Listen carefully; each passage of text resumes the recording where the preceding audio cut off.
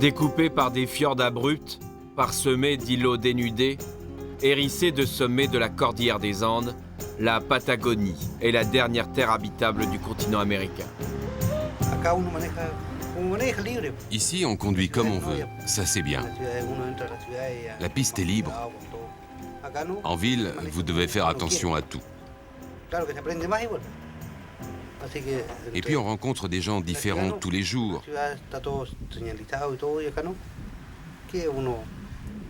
Dans les villes, vous n'apprenez rien car tout est réglementé par les panneaux.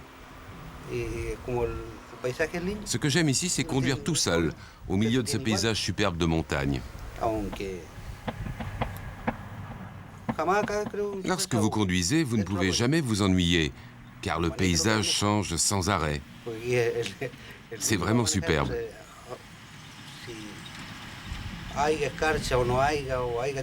C'est tellement beau qu'on ne fait même plus attention à la pluie, à la neige ou au soleil.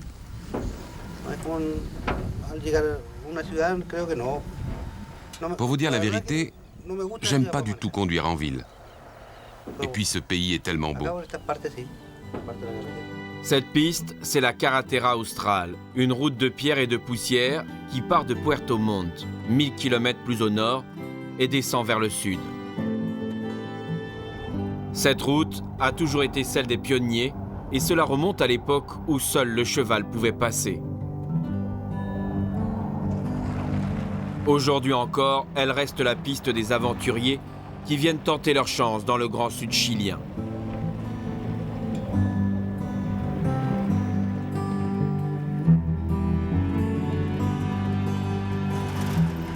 Toujours en chantier, elle reliera peut-être un jour la ville de Punta Arenas en terre de feu, 1000 km plus bas.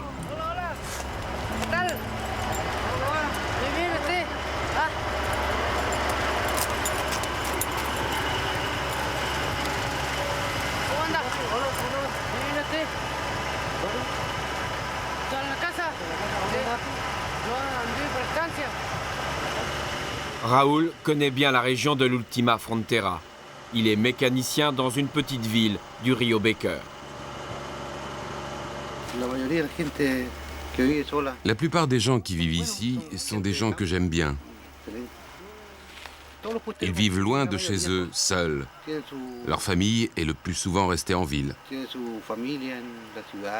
Le long de cette route, vous en rencontrez beaucoup.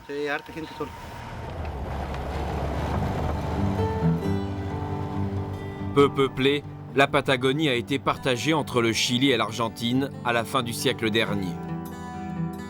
Dans les années 70, la Carretera Austral redevient un enjeu pour les militaires chiliens qui veulent se protéger et surtout dissuader le voisin argentin de toute velléité pour ce territoire. Vous conduisez depuis longtemps sur cette piste?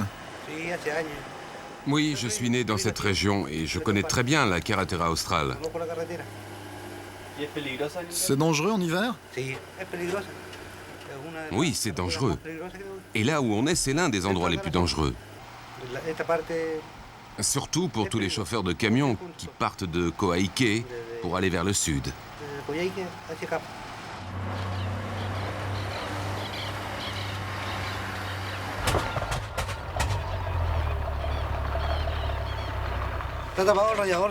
Non, c'est rien. C'est le radiateur qui est un peu sale. Il chauffe. Mais le moteur n'a rien. C'est juste un problème d'eau. Avec ce vieux camion, c'est normal. C'est normal d'avoir des problèmes, parce qu'ici, dans des endroits aussi oubliés, il n'est pas facile de trouver des bonnes pièces pour réparer. Aussi, on est obligé de se débrouiller avec de vieux camions comme celui-là.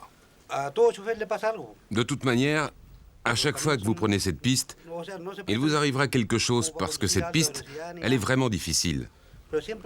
Surtout pour les camions. Et il y a plein de pièges. Mais tous les chauffeurs le savent.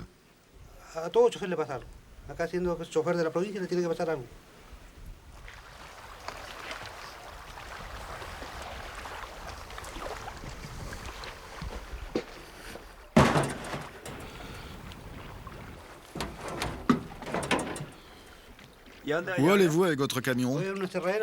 Je vais dans une scierie pour livrer des fûts d'essence. Et peut-être que je ramènerai du bois pour la ville où j'habite.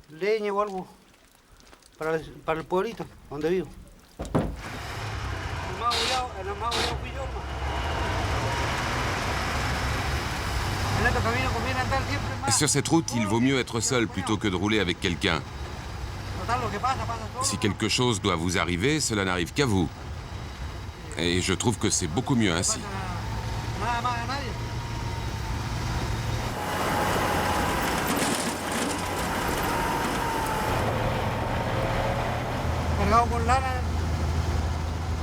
Avec ce camion, un jour, je transportais de la laine.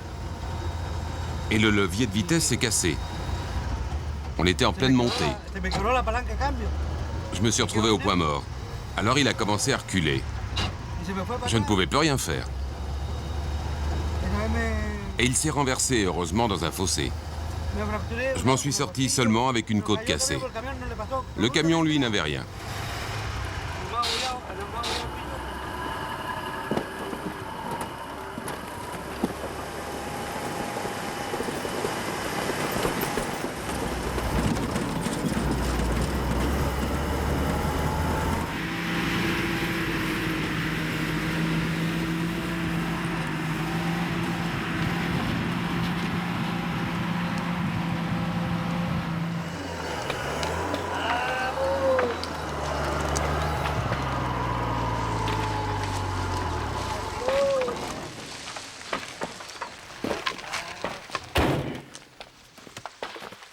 Salut l'ami.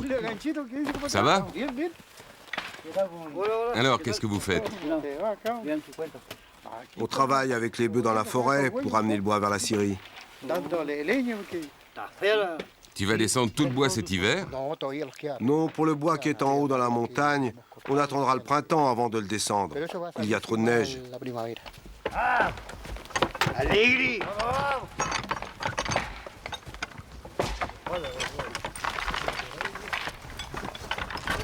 Lorsque les premiers arrivants se sont installés ici, ils ont découvert un pays inconnu et ont été confrontés aux rudesses d'un climat extrême. Aujourd'hui, aux yeux des citadins des grandes villes du Nord, la Patagonie semble lointaine et difficile d'accès. Elle reste encore à leurs yeux un pays de colons.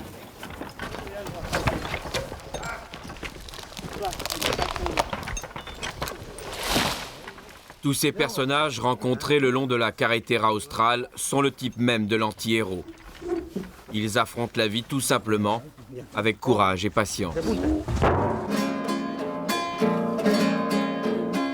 Soy un viejo de sonrisa ancha, hecho de roca y nieve y pulido en escarchas.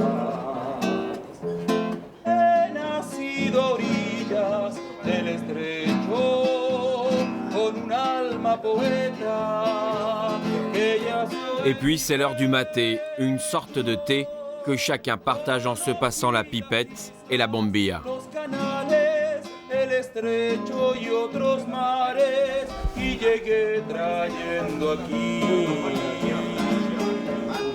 en mi cuerpo sal de mares, la furia de temporales y en mi corazón una mujer.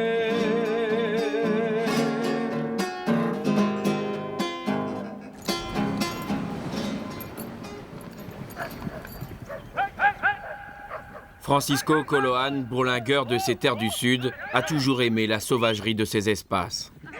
Hasta los pájaros se vuelven fieras en esta tierra maldita. Même les oiseaux deviennent féroces sur cette terre maudite. Aguiluchos que se comen los corderos recién nacidos. Au printemps, ce sont les aigles qui dévorent les agneaux, à même les entrailles de la mer. Que vienen del mar hasta las cordilleras. En été, les mouettes traversent la cordillère pour venir éventrer les oies sauvages. Y en invierno, Et en hiver, voilà ces maudits caranchos qui crèvent les yeux des moutons à coups de bec. para desbarrancarlas y comérselas.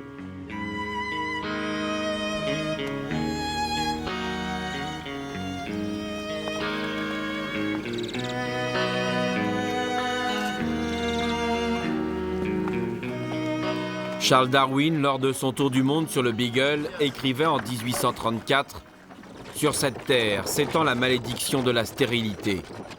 Et blesse Andrars de conclure « Il n'y a plus que la Patagonie qui convienne à mon immense tristesse ».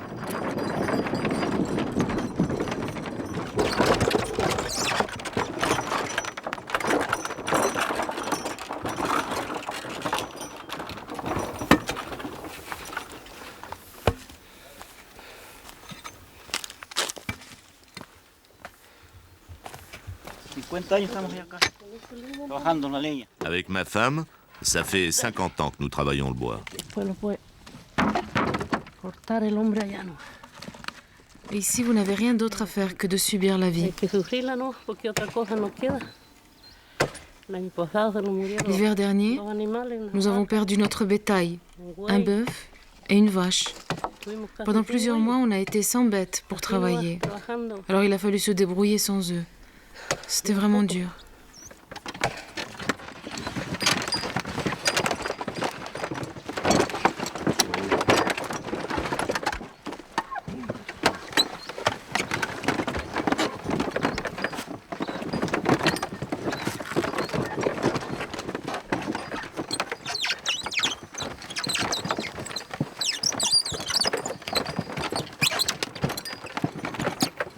Plus on pénètre la Patagonie, plus on découvre un pays où l'on se cogne au rempart d'une nature omniprésente et sans pitié.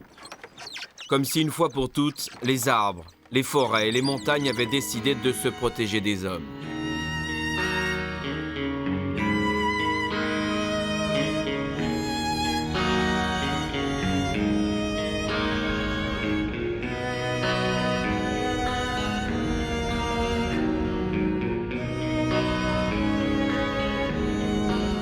Descendant des hautes terres d'élevage de la cordillère des Andes, qui marque la frontière avec l'Argentine, le Rio Becker atteint la vallée avant de se jeter encore plus loin dans le Pacifique.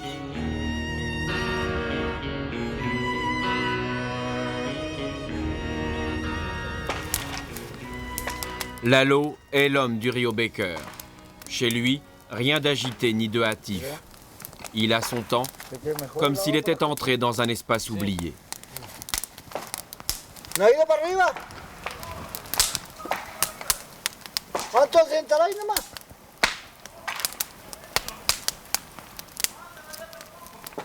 Han seguido para abajo.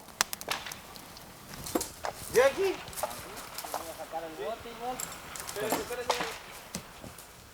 ¿Cómo no va a gustar? Estoy de aquí. Si je suis heureux ici en Patagonie, comment pouvez-vous en douter? C'est l'unique endroit où je peux vivre tranquillement. J'ai ma terre, je dérange personne.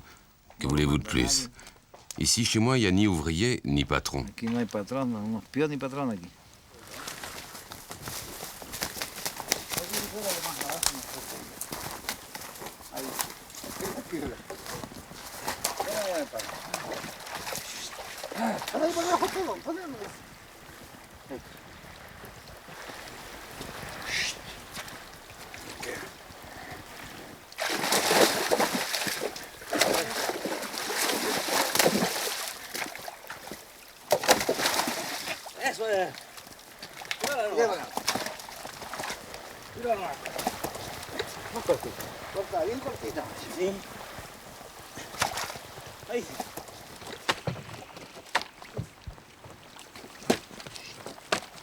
À l'intérieur de la forêt, par-delà les vallées, à flanc de montagne, quelques kilomètres plus loin, s'arrête la carretera australe. Après, il n'y a plus de route. Pour se déplacer ici, il reste le Rio.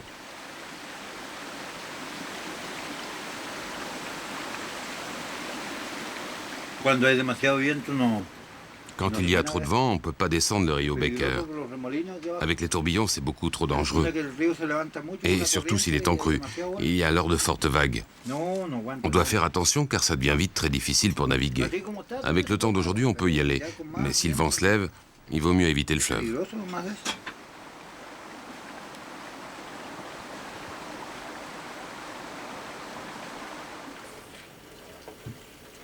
Chez Lalo flottait une odeur de cuir et d'huile, et de toile profondément usée. Et plus persistante encore, cette odeur de bois et de maté mélangé. Je suis né ici et j'ai été élevé dans cette région. Je vis là depuis 46 ans.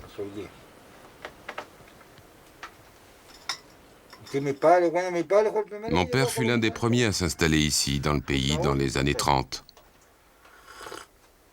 Et c'est lui qui a fondé la ville de Tortel.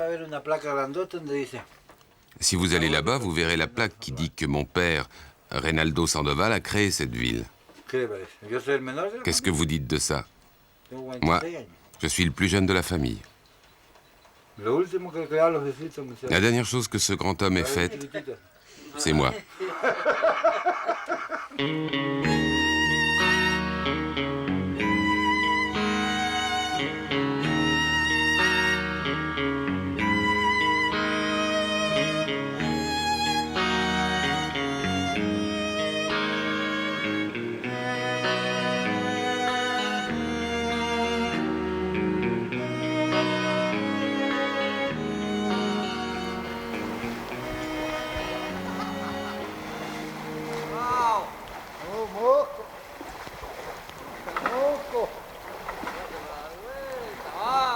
À la fonte des neiges, durant les mois d'été et avec les lourdes pluies qui se déversent sur la forêt patagonienne, il est impossible de descendre le fleuve.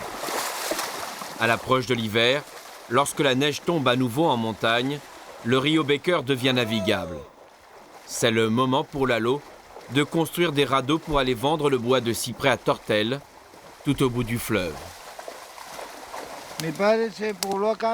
Au début, lorsque mon père est arrivé ici, il travaillait avec le bétail. Et puis après avoir découvert Tortel, il a vu la possibilité d'y installer un port afin d'exploiter le bois de cyprès de la région. C'est un bois très dur et bon pour la construction. C'est ainsi que la ville de Tortel s'est développée grâce au bois. Et aujourd'hui encore, cette petite ville reste une exception. Il s'y développe un véritable commerce et beaucoup de ceux qui vivent là-bas travaillent le bois de cyprès.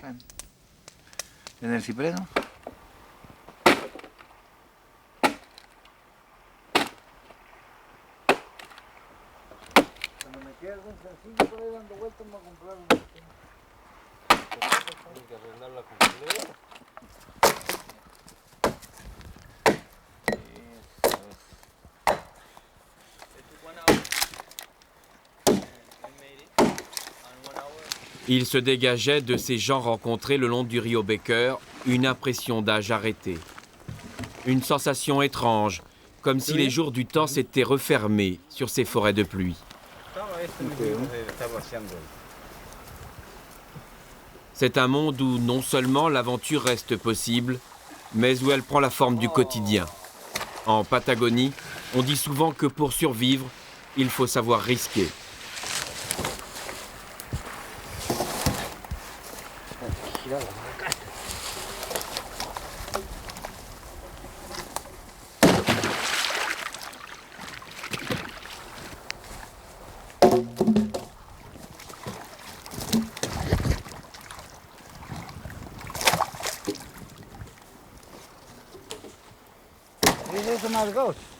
¿Y bajaban de a cuántos cipreses en una balsa?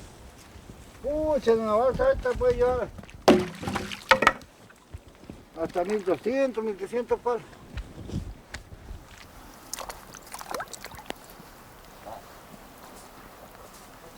Il est des pays qui rattachent les hommes aux grandes forces de la nature. La mer, le vent, les arbres, la neige, les montagnes et les fleuves. La Patagonie fait partie de cela.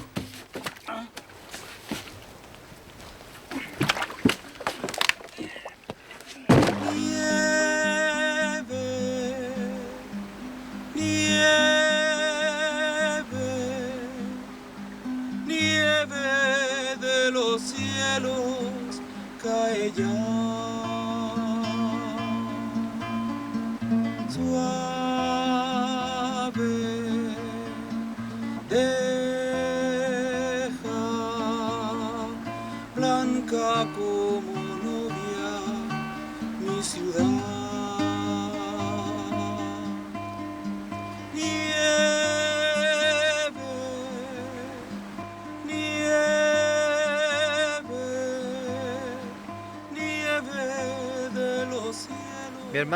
Quand mon frère a commencé à descendre le fleuve, l'eau était très haute. Et il avait un bateau en mauvais état. Il l'avait trop chargé pour bien passer les violents remous du Rio. Surtout avec le radeau de cyprès qu'il avait en remorque. Et je crois que le fleuve l'attendait. Ils ont été pris dans de violents tourbillons. Le bateau a coulé. On n'a jamais retrouvé mon frère. Et sa femme, qui était sur le radeau, n'a jamais pu raconter ce qui s'était passé.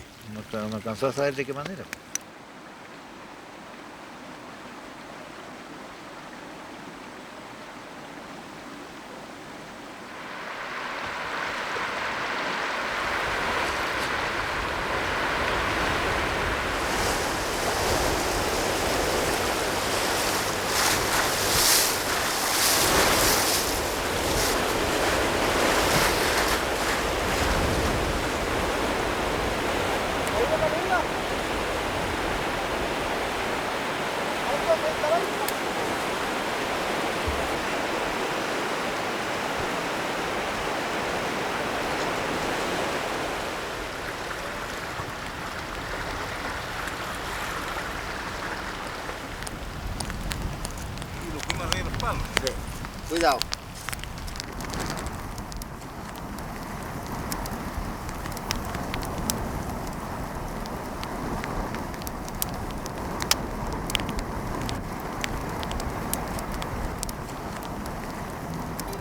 Tout est dur dans ce pays. Et là, pourtant, des hommes vivent comme projetés à l'extrémité des saisons, tout au bout d'un ciel de nuages qui ne finirait pas.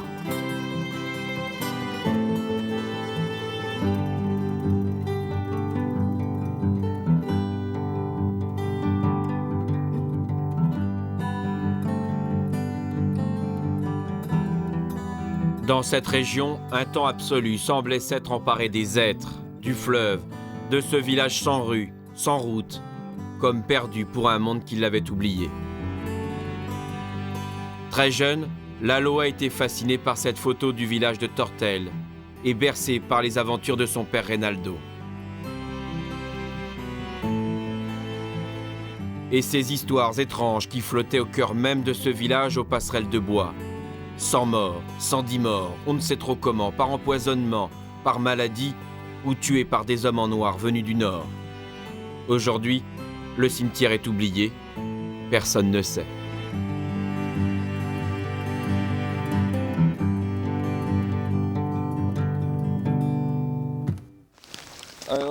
Le seul moyen pour aller à Tortel, c'est par le Rio? Oui, bien sûr, par le Rio. Mais vous pouvez y aller aussi en prenant la carretera austral qui est en chantier. Là, vous allez jusqu'au port de Yungay. Après, vous avez quelques heures de bateau et vous arrivez à Tortel. Vous pouvez aussi y aller à cheval, mais là, c'est plus dangereux, car la piste traverse la montagne. C'est très difficile, et il faut bien la connaître. Elle traverse surtout des zones complètement sauvages.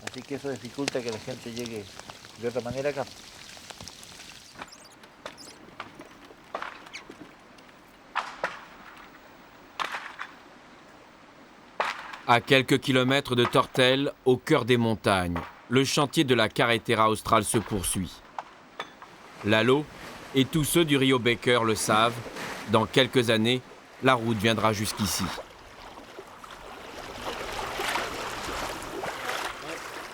Le bois de cyprès partira par camion vers le nord, ou s'embarquera directement de ce quai pour Punta Arenas, ou peut-être encore, comme il y a déjà longtemps, vers l'île de Chiloé, où ces troncs deviendront lancha, cette petite embarcation utilisée par les hommes de mer et qui sert à tout.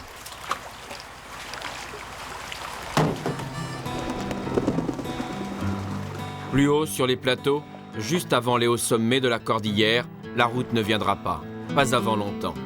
C'est le territoire des chevaux sauvages et de la pampa.